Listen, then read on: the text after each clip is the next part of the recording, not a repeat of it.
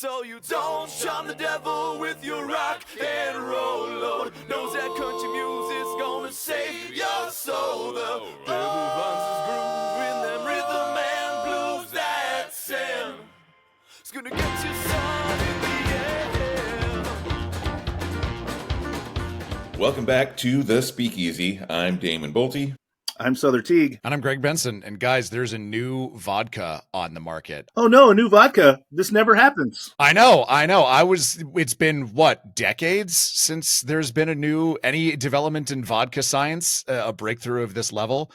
Yeah, but I mean, it's coming from our preeminent vodka scientists, so no surprise. I'm of course referring to action star and filmmaker Dolph Lundgren, has released a new vodka. Hard cut vodka is out, and you guys know I have a policy for not talking shit on things until I've tried them. There's a chance this stuff could be really fucking good, but like, I don't know. Initial thoughts. What do you guys think? Oh, I mean, my first thought, as soon as you said the name, I let out an audible sigh. Like, come on, hard cut vodka from Dolph Lundgren. His whole persona is this like sweaty, super masculine, never wearing a shirt, sort of martial arts, but also just fighter guy. I don't know. I guess it tracks, but with vodka, exactly right. Like I would expect something more like. Frankly, I guess whiskey or at least like I don't know, some sharply bitter Amaro or something. Like what's so hard about vodka? I think vodka is the softest place. The cut, in the spirits world. Obviously, the cut is hard. Yes.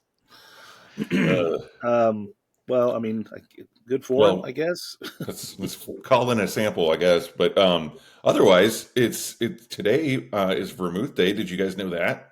I did not. Happy National Vermouth Day, everyone. Yeah, exactly. National or international? Vermouth seems like it'd be international. It might be international. You might be right. Well, you can mix your national vermouth or international vermouth with some hard cut vodka, and you'll have yourself a really good martini on your hands. I find it really interesting that the Manhattan is the precursor to the martini, right? They're just spirit vermouth bitters, both of them. And the Manhattan is 2-1 with 2 dashes, and nobody fucks with it. Right. With the martini, everybody has to have like 5-1, 8-1, 3-1, 50-50, reverse.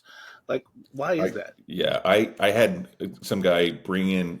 I was sitting at the bar, and a guy walked in. The bartender was like, "Hey, how can I help you?" Whatever. And he doesn't say a word. He just pulls out a business card and kind of tosses it on the bar, and it said Grey Goose dry, meaning no vermouth, 3 olives shaken, and that was his. That's how he ordered. Ew. Oh my god, that's so disgusting. I was like, I would print out a piece of receipt paper, just write the word "no" on it, and just kind of like slide it back to him like American Psycho style. Like, here's my counter offer. Yeah, exactly. or you just don't like. How dare you? Find it cool to have your own little printout card and give it to people. Be real. You want to be like he should preference it with like, I'm super high maintenance, so here's what I like. And like, yes. That message was received. Yeah, no, wordlessly that message was conveyed. What would be fun is if like you kind of like, I think the bartender in that situation could have just run with the bit and just like communicated the entire night just by writing shit down. Yes. Like even when the person was like, "I'm sorry, we don't have Grey Goose, will Belvedere suffice?" And if the person's like, "That's fine," the bartender would just write down like, "Okay, great, coming right up. Also, do you have a preference on vermouth?" Just like run out the clock, make this interaction go as long as humanly possible. You want blue cheese stuffed olives? Do you want to? Yeah. I'll offer things you don't have. Would you like blue cheese stuffed olives? Yes. Oh, sorry, we're out. We don't have those. We don't have those. But I do want to stop 1 second and say, I think it's from my days working at the Waffle House. I've said this about martinis in the past. I want like a framed copy of your resume one of these days, Souther. I did not know about that chapter. It's a scroll, buddy. Yeah, that was like my first real paycheck job. Like I remember I emancipated myself from my parents and I moved out of my house as a senior, so I had to work, but I had to go to school, so I had to get a job at night. So I worked at the Waffle House. Mm-hmm. Anyway, I've been formulating this. You guys know I have a lot of things that I say all the time, so I have to work on these things. So one of the things I've been saying all the time recently, now that I work at a place that sells an absolute crap ton of martinis, is everybody's very specific. Martinis are like eggs. Everybody's very specific about how they want them. But generally speaking, they'll consume whatever you put in front of them. I guess so, yeah. Actually, it being Vermouth Day today, and then Monday being National or perhaps International Cocktail Day, I feel like it that reminds belongs me to us. of my inspiration for moving to New York City. It was the Manhattan cocktail. I know I've told that story a billion times. Tell it again. And what's that? Tell it again. Let's hear it. Oh, well, I Let's was do just, it, man.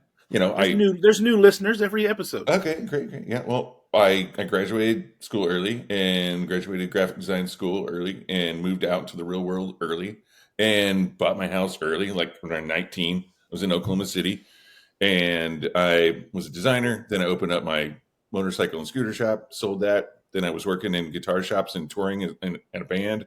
So I had done motorcycles, design, music, which I still do, all those things. And then I'm sitting at my friend's bar one day, and I'm like in my early 20s. I'm like sitting there just thinking, "God, I own a house. I'd already refinanced it after 1 year. Like I just grew up really quickly and did everything that I thought I had as a hobby, except I'd been collecting cocktail bars since I was 12 or cocktail books since I was 12 years old.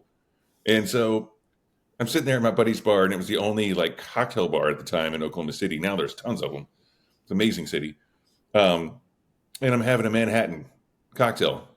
And like the answer was literally right under my nose. I was like, I'm going to move to New York, get into the bar business. And I did. And now I am. And I have been for a long time. So it's a really special cocktail for me. And I love that this weekend is flanked by Vermouth and the Vermouth Day and the Cocktail Day. So it's pretty cool. Yeah.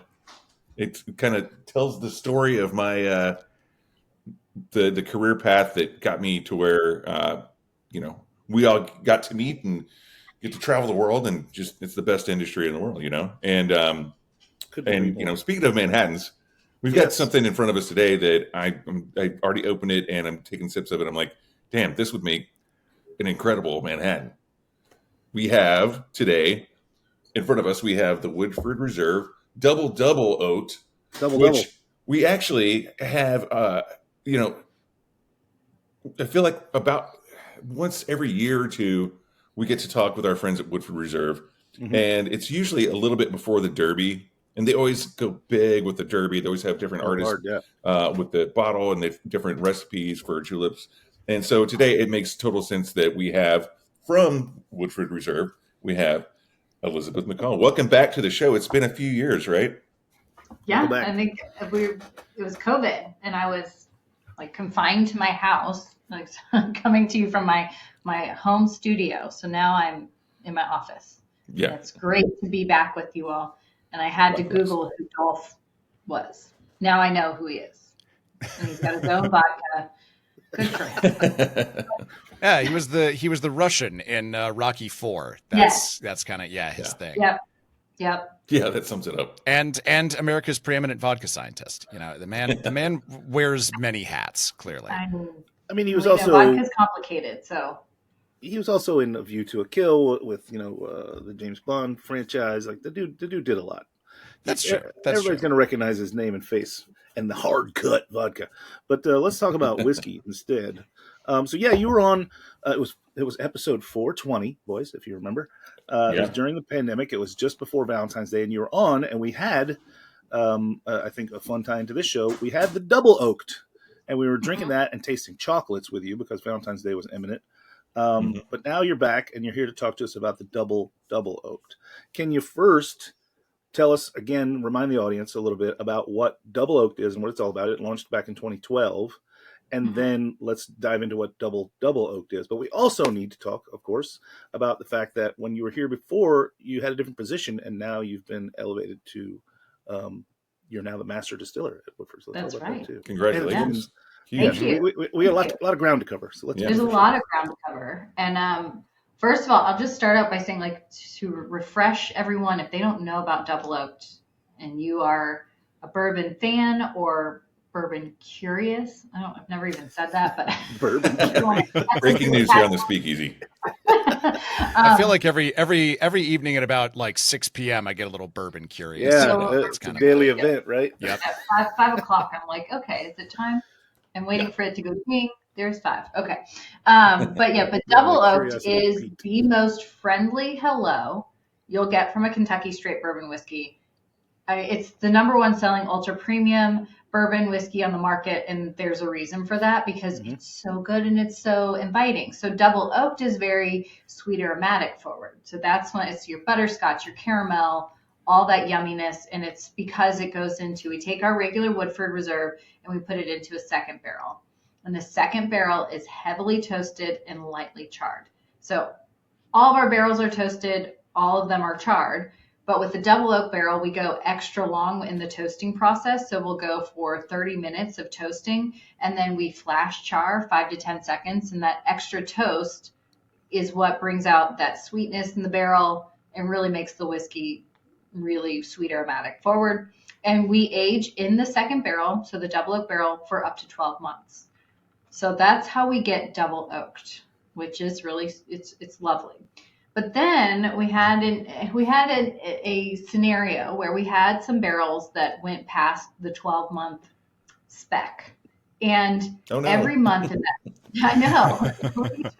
Well, it was like the way that we could blend those off into a regular batch of double oaked, and so you wouldn't taste the difference. But every month in that barrel, really, the second barrel really shifts the flavor profile a lot. And so we decided, let's hold on to it and see what happens. So we ended up holding on to this whiskey. We did up to 30 months. And so it's just kind of an average age of 30 months in the second barrel. And that time really shifts it from being like super sweet aromatic to one that's big, bold, and just something that it's very oak forward, but not in the tannin sort of way. It's more of the dark chocolate, leathery, tobacco-y, kind of herbaceous. It's lovely. It is so wonderful to sip on, and it was so fun to see how the whiskey shifted with that much time in the second barrel. And so it was something we only released at the distillery. We were going to release it once and then be done with it. And then it just gained so much popularity, and we can do that again. We'll just hold back a few more barrels, and we'll intentionally do it this time. And so that's Instead what of we started accidentally.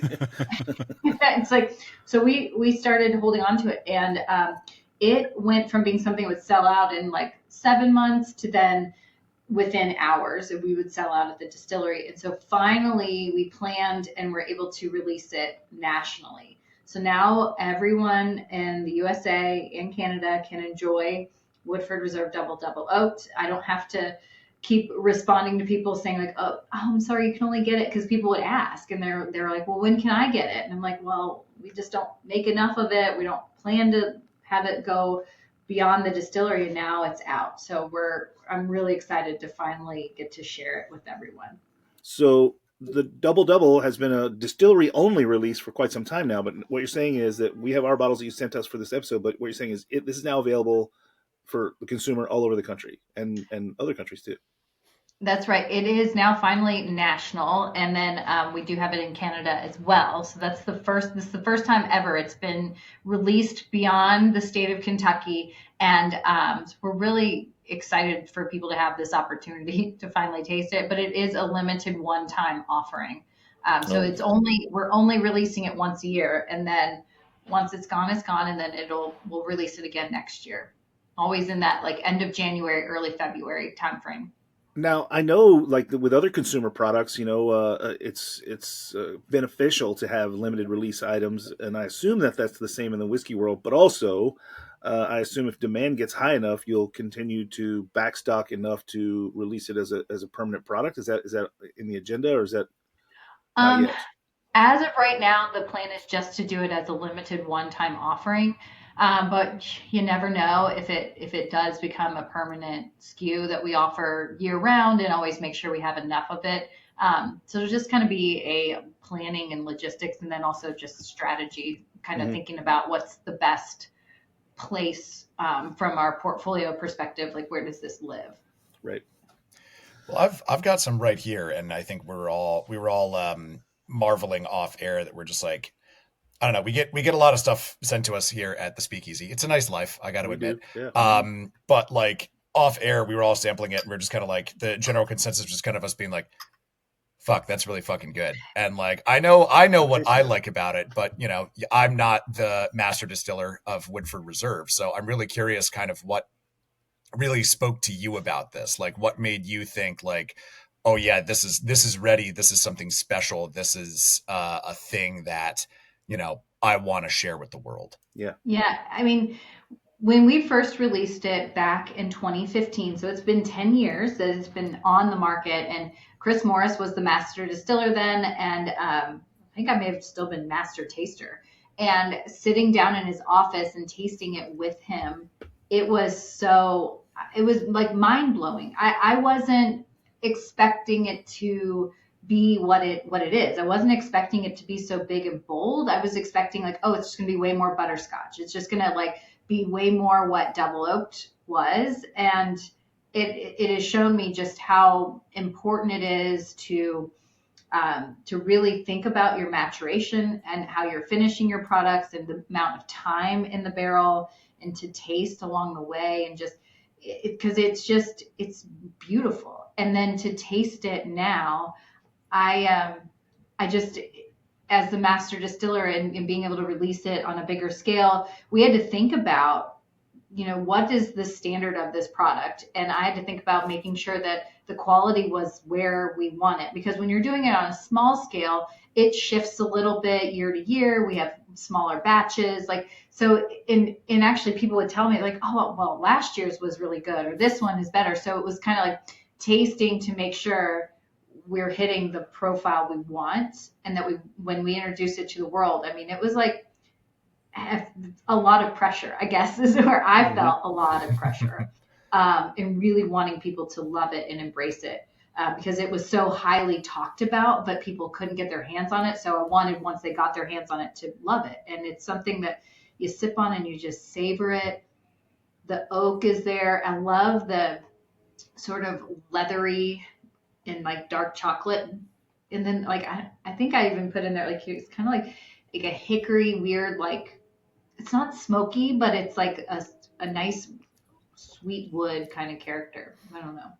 Almost mesquite in a way. Yeah. I'm also getting a little like herbal nose. I haven't tasted it yet. It's kind of the best way I can describe it is it's kind of like 10x bourbon. It's like all of the flavors I like about bourbon, all of them dialed up to 11. And it's anyone who's ever made any recipe on the stove that requires any sort of spicy ingredient knows that when you just multiply everything across the board by the same number, it doesn't always taste the same at the end of the day. But the amazing thing about this is that all of the flavors that I just gravitate towards when I'm craving them, I go for bourbon, are all similarly enhanced, and yet none of them is kind of crowding the others out, which I think is cool. Yeah, no, that's a great way to describe it. It's like very layered, and so as you take different sips, it kind of reveals itself in different ways. It's spicy, but not an offensive spice. You know, it's not. I don't know. It kind of takes me back to what I was saying before about like the Manhattan being so influential for me. It's like, to me, like this, there's some parts of this that it's tricking my brain. I don't know if it's because I'm talking about the Manhattan, but it's like there is a spiciness to it that kind of makes me think about rye. But then there's this really nice, like, soft, like kind of, there's a little bit of just, I would say, richness over sweetness, right? It's not sweet, obviously.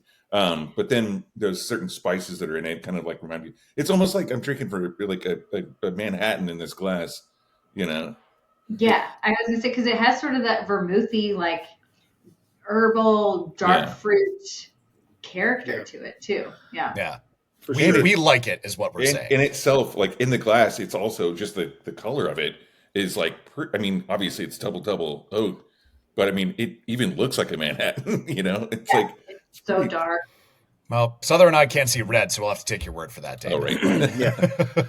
It's another great shade of brown. My favorite shade. I'm getting like some dill and like hazelnuts, right? Like toasted hazelnut and dill. Delicious, delicious whiskey.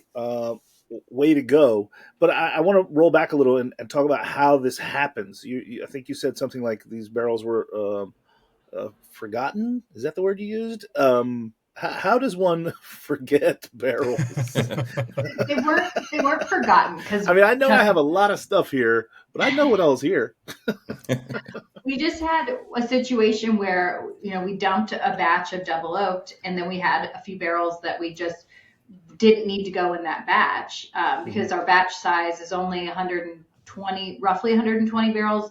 Our tanks are only 6,000 gallons. So we had a couple barrels that were left over that we didn't need to. And I think what we had historically done was, we'll just blend it off in the next batch. Mm-hmm. But then it was like, well, no, let's just see what happens. Let's hold on to these and let them go. And it was really small. I mean, our distillery series, well, we held on to a few, and then we were like, oh, well, this could be a weird, and this sounds way too, like I'm making it up, but it's true that we just started the distillery series in 2015. And it was like, we hadn't planned, like we were just like, oh, well, it was very serendipitous, the timing. And so then we added a few more barrels to that to make basically like a 22 barrel batch. It was the first release was super small. So that's why we have that kind of average age range of barrels from, we say double because it's like, instead of 12 months, 24 months, but then we had some older barrels. So it's more like a 30-month average age. And it was not intended, and it wasn't intended to be what it is. And then, but what's great is that then we started to really kind of massage it and get it to where it's like, this is it. And it's perfection now. So it's a way that you say it's like a happy little accident, and then that was well received. We loved it, and then you kind of work it into something that's permanent and perfection of that happy accident, I guess. I love that. That's super cool when something like that happens, that you can turn I don't know. It's nice to know that we live in a timeline that can still kind of like surprise you and have these like little quirks where you think you've kind of gotten everything figured out, and then, oh, hey, let's run with this thing that we didn't even know we were sort of doing in the background and see where it goes. Exactly. And I'm curious for you, because as we mentioned at the top of the show, you've gotten a promotion since the last time you were in the virtual studio with us. And you mentioned you were kind of nervous putting this out. Was this sort of your first like major venture in your new position with Woodford Reserve? And sort of how did you walk us through kind of what was going through your mind as you were shepherding this from the barrels to store shelves? Yeah, well, it's a really weird thing, and something I'm still wrapping my brain around, that my name's on the bottle, right? Like, so even though, I mean, I work for a major corporation, there are a lot of people that work at the distillery that are working in research and development to make sure that this whiskey tastes good, but they all have their own sort of angle that they're coming from, right? My angle is, this better taste damn good, or else I'm the only one who's really getting shit for it, right? Like everybody else can just be like, I probably should have done, but like I did my job. and that's something that is really starting to resonate with me as I start to just really, I get what Chris Morris would tell me. He was the one person who sat in rooms where, no, we can't make that change. No, we can't do that. What's it going to do to the flavor of the whiskey? And you really are like, Woodford doesn't have a voice. We are the voice. I am the voice of Woodford. I make sure that this whiskey that everybody loves is going to taste the right way.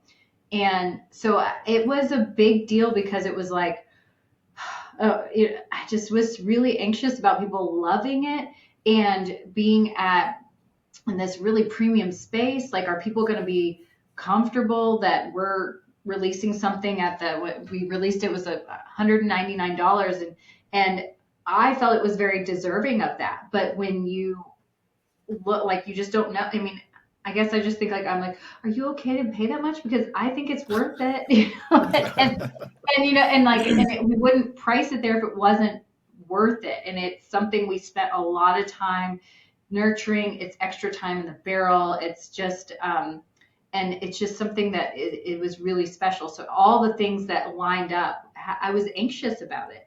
And then you start getting feedback, and people are like, they're loving it. They're buying it like crazy, and the reviews are amazing. You're like, oh God, thank God, like everybody's okay. And it's fine. And it's just a weird seat to sit in, to be very honest. And when I start planning our future masters collections and all the things, it's like, I really want to make sure it's something I'm proud of. But there are a lot of people who also get a say so in this brand, because it's not just my brand. But at the end of the day, I'm the one who gets the praise or the hate on it.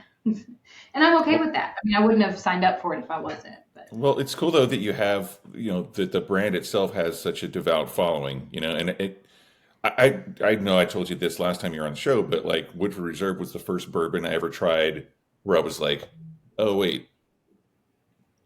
I mean, obviously this was a long time ago, but there's a lot more of them out there nowadays, but it's still one that for me, it's like, I always have it in my home bar. It's always in my bar. But it's like, it was the first one where I was like, oh, wow. Okay. Like, it was the first one where I decided I could drink bourbon straight. I mean, I was like 19 or 20 or something like that. So, my palate was not like fully developed at the time, but, so I wasn't drinking the best stuff, but this was like, it kind of changed the game for me as far as American whiskey goes. Right. And so I've always had, and there are people like that with other brands, like, Maker's Mark has a big following. I've seen wedding cakes that have like the red wax icing going down, stuff like that. That's a little too far for me, but I would have a Kentucky Derby cake. That'd be kind of cool. Some horses running around it. But yeah, I get what you're saying, because like, to step into a role with the company that's so world renowned, and then like your first big expression, it's like that there's a lot of nerves that come with that. But the cool thing is it kicks ass and it's delicious. So good job. And they wouldn't have elevated you to the position if they didn't have faith in, if they didn't have faith in you, and you had a great record that thus far, right? yeah, So no, exactly. So congratulations. It's delicious. I'm very much enjoying it right now. I know it's nearly 1:00 here at Damon. It's nearly 10 a.m. for you. But you mentioned the Kentucky Derby cake you'd like to have. But let's talk about the Kentucky Derby. Woodford Reserve, always a big sponsor of the Derby. This year, no different. What do you got going this year? And what's Woodford's hand in the Kentucky Derby every year? We are the presenting sponsors of the Kentucky Derby. So everywhere you look, Woodford is all around with Churchill Downs and the Twin Spires. And it's a partnership that we started with Churchill back in 1999 as the official bourbon. And we were the first and only official bourbon of the Kentucky Derby. And that was a great partnership to start, it just was like a perfect little pairing, because Churchill really needed to up the ante, get people excited about celebrating the bourbon or the horse heritage in Kentucky, the Derby. And then we had this little brand, that just came out in 1996, but it was very much celebrating everything Kentucky. And it's nestled right in the heart of horse country. So we've had a long kind of weird history with horses, just as a brand. And so when the opportunity opened up for us to be the official bourbon, we jumped on it and we started creating special limited release bottles to help commemorate the Derby. And that has been a tradition since 1999. And we've done it every year. And I feel like every year we kind of up the ante a little bit. We also introduced the $1,000 mint julep at that time. And that was such a crazy concept. And Chris Morris talks about like running around and making mint juleps for people at their seats. And now we sell, I think this year we haven't done the official press release yet. That's coming in a couple weeks, but we'll sell like over 150 of the $1,000 and $5,000 mint juleps, and we've upped it to we have a $5,000 mint julep now, and it's all for charity. First of all, you got to talk to us about the 1,000 one. I remember some of the details. It comes in like a gold julep cup, etc. So talk about that one, and then talk about the 5,000. I'm sure our listeners want to hear this because I do. Yeah. People are always like so fascinated, and it becomes so regular for me. I'm like, oh yeah, it's Derby season. We talk about $1,000 mint juleps and $5,000 mint juleps, and that's not weird, but it is. And it's a little weird. It's very weird.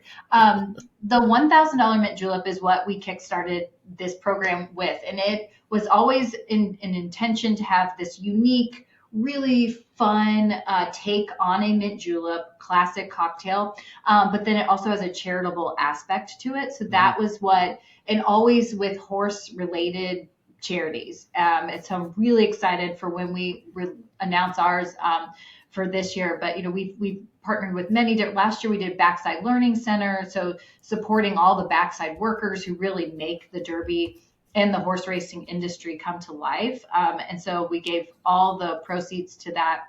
And so it's been really fun having that and just talking about these quirky cocktails. And sometimes I think people always are like, did you get the ice from Finland? And it's this crazy, there's always some crazy twist. And so we've kind of brought it into being really trying to be very Kentucky focused, or just on whatever theme we're celebrating. So it's a different cocktail recipe every year. The cup changes every year. And so it's just a different artist. So we partner with artists for the cup, and it's just a really fun program. Great thing to get people talking about Derby. And then a few years ago, we introduced the $5,000 mint julep. Well, I shouldn't say that. It was actually a $2,500 mint julep cup. And then last year, I think, is when we did the $5,000 one. And those are inflation, man. It's a killer. Yeah, let's get them. Let's go get them. Let's charity. Get in there. But that's what I love. And like our charity this year is so tiny. I wish I could say who it is, but we haven't officially announced it yet. But it is just like they're going to really, really benefit from the funds, and it's a horse related charity. So, and I'm a horse person, so I love that.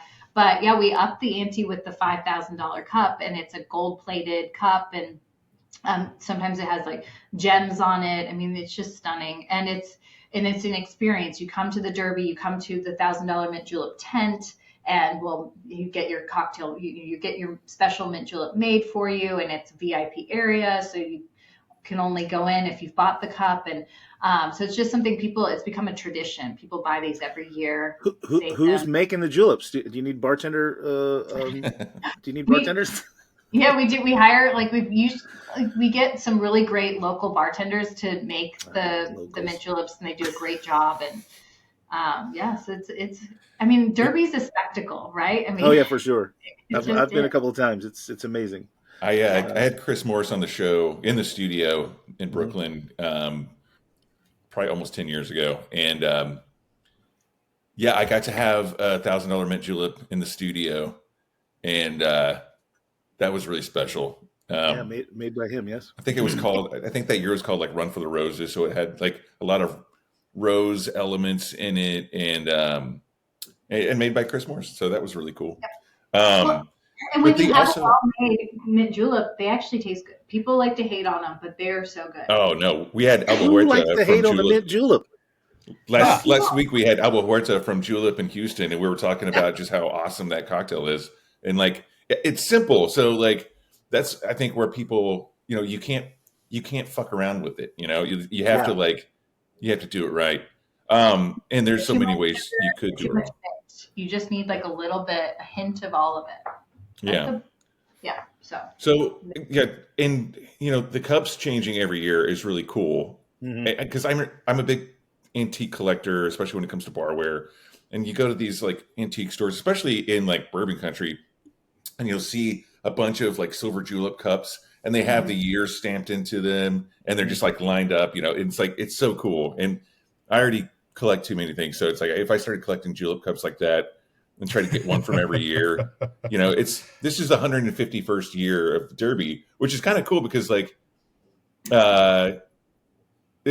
I know that this year they're going to be doing 151 floaters on all of it. I know they're not doing that. I hope they don't.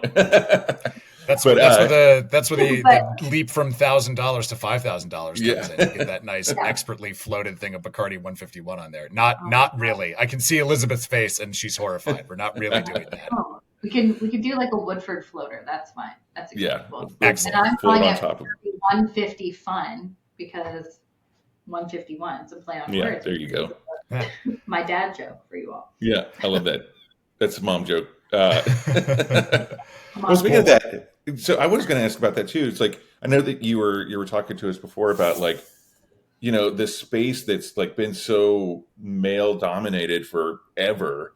It must be crazy and awesome to be, for such a prestigious brand and being like the top dog in the company. It's like, that's got to be amazing, right?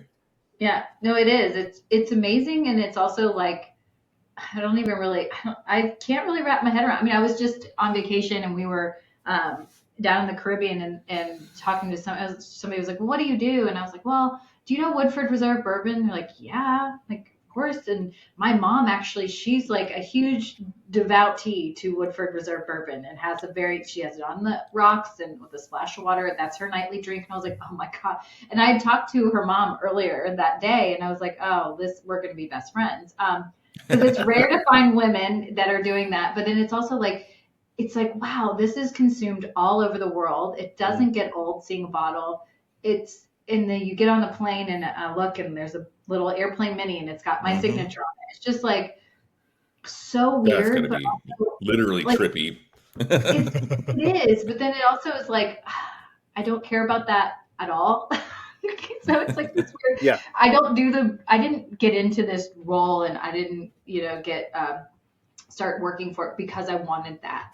Like that's a perk. If my name never ended up, I mean, it's just like it's like a huge honor, but it's like, that's not why I do it. I just like to make really good whiskey and talk about it. And I just love Woodford so much. So to be able to represent it and do some different things. I mean, I just released speaking of just women in this space, it never dawned on me until I was at a meeting in DC and one of the, we were talking about like one of our latest distillery series releases. It was called Chocolate Whisper Redo. But it's spelled Redux. So Redo, Redux. But it's because we had released a Chocolate Whisper once before.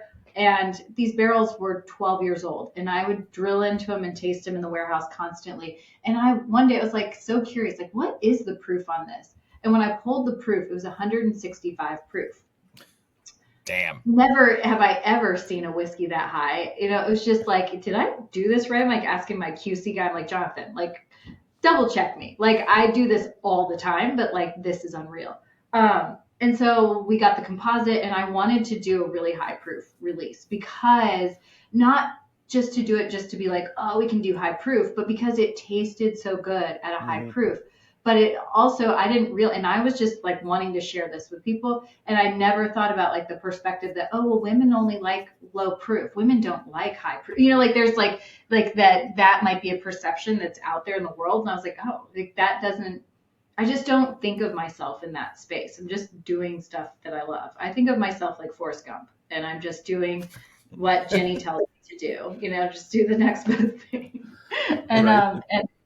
and so it's a huge honor. But yeah, it's the only time I feel pressure is kind of when I let myself get in my head too much about releases and that, and just remember like you're making really good whiskey, and it's fun and. I mean, I'm not doing heart surgery, right? I mean, I think that's the point, right? Like, when we really get down to the brass tacks, this whole field of endeavor is frivolous, right? It's not really necessary. I hate to say it out loud, but it's true. But let's talk about this a little bit. Your mom was in the business as well. She worked at Seagram's and was kind of a role model for you to maybe be in this business. She headed up a group of people. And then now you do this. What sort of advice would you have to pass along maybe over the air here to women who are in the industry who might want to pursue the same track that you're on or just be in the field in general? I think just come with confidence. Don't worry about what is sort of already existing. Like you have to be confident and you have to just if you're passionate about something, speak up. If you have an interest, go explore it. Because I feel like curiosity is what got me to where I am. It was like, oh, well, I want, there's Chris Morris, the master distiller, and I have all the questions for him because he knows everything and I'm going to ask him everything. And it was because I was that loud person asking lots of questions. And he says I also offered to help set up, which nobody ever did when he would do these classes. But I was in the sensory lab. So I was like, oh, I'll help you set up and whatever. And that stuck out to him. And it's because I was curious. And I feel like I entered this industry not knowing anything about it. And I just came with curiosity. And I still do that today. I mean, we're just saying like, whiskey's that way. Like you never can know everything about whiskey. You can never know. And just when you think, I'll never think I know it all because there's just so much to know. Mm-hmm. And it's fun. And that's what makes it fun. So I think if you're pursuing a job in this industry, like follow your passions, speak up, and just be curious. I think that's sound advice for anyone. Yeah, that's great. And also, Chris Morris is such a quiet guy. He's easy to learn from. He's very calm, quiet. I'm the luckiest person that his office is right next to mine, and we just hang out, and I can ask him about like anything, and he just is so full of sage advice, and he's just a genius. So yeah. I have maybe a strange sort of ethereal question. I don't think that anyone thinks of their last day at a job when they take a job, right? Any job, whatever that job is, you're not thinking like, I'm already out of here. But a job like yours is a job that sort of people take and that's your last job. You're a pretty young person still. You said you're about to celebrate your birthday. I won't reveal your age if you don't want to. But are you locked in? Do you think this is your last job? Actually, it's so funny you asked that. So for all the listeners out there, I'm turning 40. So Lordy, look who's 40. And I'm very proud. I'll be 40 15 years ago. But if I retire at the age of 65, like the average, I have 25 more years in this industry. Yeah. And 25 years in this role. Like that's wild to think about, but also like I find a huge level of comfort in that because I know looking at Chris Morris's career, like I am going to be doing things like, the general gist of the work will be the same, but the industry changes so much. And what I get to do on a day-to-day basis is always so different that I find a lot of comfort in just happiness thinking like, this is what I'm going to do, and like, I'll maybe get like internal promotions that nobody else will know about. And, if I do a good job and who knows, because Chris Morris, people know him as Master Distiller, but he was also Vice President of Whiskey Innovation for Brown-Forman. So, but there are things internally that we could see progress. But I think when you're dealing with a brand like Woodford, having that longevity of somebody in a role is so important. Chris has been the constant. And as you get different brand managers in and different people having different opinions about, Woodford should do this now and it should do this. You have one person who's like, no, this is what Woodford stands for. And that's how the brand has become so successful because we have a true north. We've had that with Chris Morris, and now I kind of carried that on. And you don't see Woodford doing all these weird willy-nilly things. Like we know what we're good at. We know we don't screw up the bourbon because that's what people fall in love with, and don't mess it up. And so make sure we keep that good and then still do some really cool stuff along the way. And so I feel very proud to carry that legacy on. And it also makes me sad because I look at colleagues that are brilliant and they're going to get poached to go work on different brands and whatnot. But that's kind of the nature of it. But it's like, it's a weird thing to think about. Like, I'm here, I'm hanging out. Yeah. Well, I think even what you just said about that constant voice, right? That's the tone. So the master distiller kind of sets the tone, and then there's other voices that come along and get smoothed out by that constant tone. And like as you said, people will come and go, but that'll probably be good for you because if everybody was all the same for the whole time, then maybe it becomes too static. Right. You need some other voices to chime in once in a while and say, what if we did a double oaked? Right. Yeah. And then this is how this thing happens. Right. Yeah. Yeah. Exactly. It's pretty amazing. And I think it's an incredible position to be in. And I only thought of it as I asked the question, like to say to yourself, I'm taking this job. And this means I'm like, you probably had to, when they made the offer letter is on the desk. You probably had to really consider once I sign this is my job till it's over. Right. Well, yeah. And that was Chris Morris when I first started training with him. It was sort of those conversations we'd have while we were driving to get lunch. It's like, this is your job. Like, if you want to keep pursuing this, like, this is what you do. You don't like decide, I'm just going to be a salesperson one day. I guess I could and leave, but you don't get to do both. Like, this is what you're signing up for. Incredible. Well, doesn't sound like you have any regrets though. Yeah, no. I love it. I mean, it's the greatest brand in the entire world. I love Woodford so much. I fell in love with it the moment I went to the distillery the first time when I joined the company in 2009, and I was like, this place is it's magical, and the everything about it is magical to me. So I just feel like I'm the luckiest person in the whiskey world, at least. Like this is what I get to do every day. It's not too bad. Pretty Amazing. incredible and an incredible journey. And, very excited to sip on the rest of this double and see it in stores and talk to people about it. And I can't wait for people to hear this episode. And we'll be excited to see what you'll be at the Derby, I assume, on May the 3rd. By the way, Damon, you can't go because you have to be here in Brooklyn on May the 4th. I guess you could go. Yeah, I mean, I guess. I've got my own party, but yeah, it's my bar's 10-year anniversary, so I got to be there for that, and I'll already be upstate, and I'm already afraid I'm gonna get there late anyway, so I should probably not throw in a Louisville. I was just in Louisville though, and man, I love that city, and like I just love Kentucky in general. So any chance I get to go there, I take it. But I don't know if I have a big enough hat to wear to the Derby. Well, that was gonna be my final question of the interview. Do you have a hat picked out for this year yet? Ooh. I am working with Gigi Burris on my hat. So she's a hat maker in New York City. She's so cool. She makes the coolest hats, and they're very traditional ways of making it. So she's a true craftsman at what she does, and so we're collaborating. So I still have to get her what my dress is, and then she's gonna do something awesome. So if you haven't seen her work before, like she does men's and women's hats, and they're so classic. Like, yeah, her place is in New York. It's in Chinatown, her shop. So yeah, I'm a big. I was joking about not having a hat to wear because I have probably like 300. But the Damon has a hat to wear. He was just being honest. I have a hard time picking out which one to wear. But yeah, she's an incredible hat maker, and that's cool that you're working with her. So that's going to be great. Yeah, I'm so excited. It's going to be cool. I can't wait to wear one of her hats.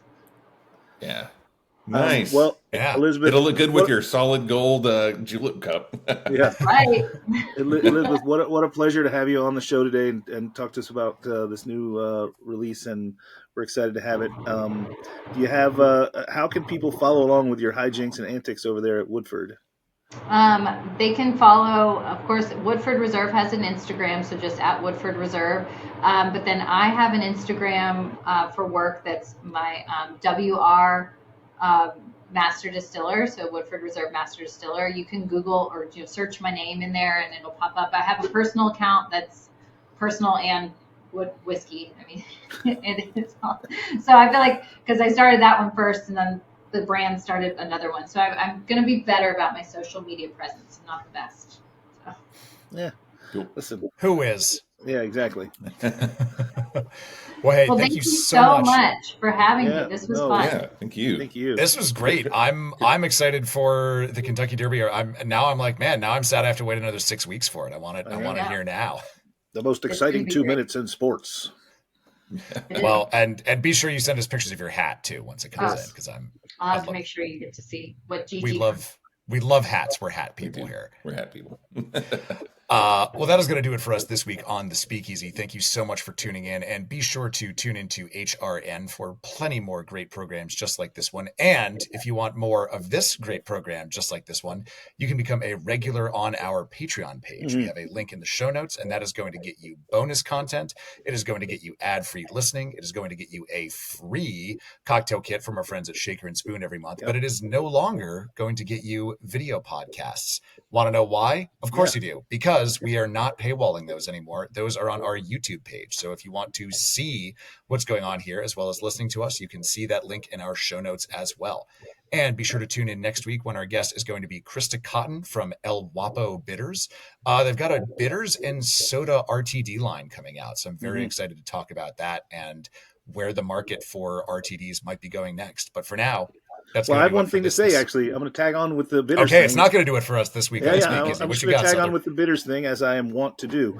But I want to do something that Damon doesn't do for himself, and that's promote him a little bit. Damon's been working with King Floyd's bitters for a bit now, out in California, and Damon used to make Buddha's Hand bitters long ago when we worked together at Prime Meats, and now King Floyd's has a limited release of Damon's Buddha's Hand bitters.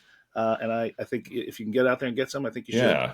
Thanks, Souther. Yeah. Speaking of names on bottles, so I started making those Buddha's Hand bitters about almost 20 years ago, and people have been asking me forever. I used to just give out little bottles to people, close friends and whatnot, and people still ask for them, and I was like, you know what? I got a bunch of Buddha's Hand, and we made some together, and so they're out now. You can find them at kingfloyds.com. Thanks for the shout out, Souther. Yeah, buddy.